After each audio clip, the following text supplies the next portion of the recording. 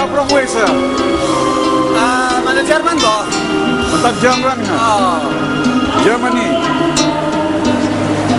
Germany is well known for beer. Beer, ling pun macam beer lah.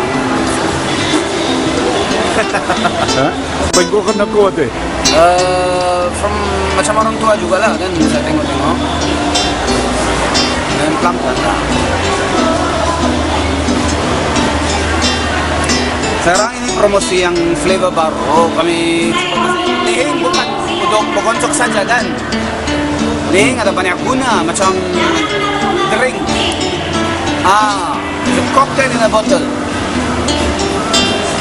You mau coba?